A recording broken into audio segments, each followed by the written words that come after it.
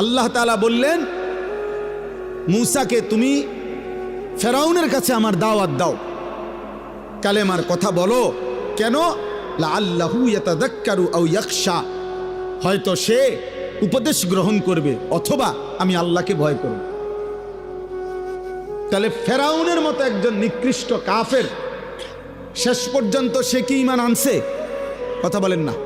কিন্তু তবুও আল্লাহ তাআলা তার কাছেও যখন পেশ করছে দিন, মূসা নবীকে পাঠাইছেন, বলছে আমি আল্লাহর উদ্দেশ্য, হয় সে উপদেশ গ্রহণ করবে নয়তো আমি আল্লাহকে ভয় করব।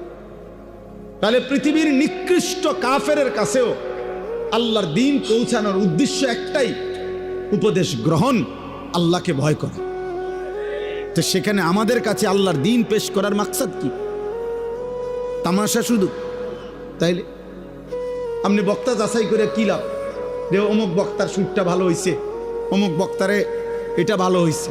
আমার ভাই এটা দিয়ে হবে কি? এটা দিয়ে কি হবে? আখিরাত দরকার, আখিরাত দরকার, আখিরাত দরকার। আপনি যদি বুঝেন তবুও আখিরাত হবে, আপনি যদি না বুঝেন তবুও আখিরাত। ভুলে গেলেও আখিরাত হবে, স্মরণে থাকলেও আখিরাত হবে। গোলামি করলেও আখিরাত হবে, নাফরমানি করলেও আখিরাত হবে। সেজদা দিতে দিতে কেউ আব্দুল কাদের জিলানী হলেও মরে যাবে, নাফরমানি করতে করতে কেউ ফেরাউন নমরুদ হলেও মরেই যাবে।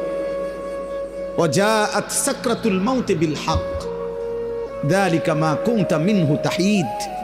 আল্লাহ বলে বান্দা সত্য সত্যই একদিন, যেদিকে যাও না কেন বান্দা, যত পলায়ন করো না কেন, যতবারই ভেগে যাও না কেন, একদিন সত্য সত্য মৃত্যুর যন্ত্রণা আসবে।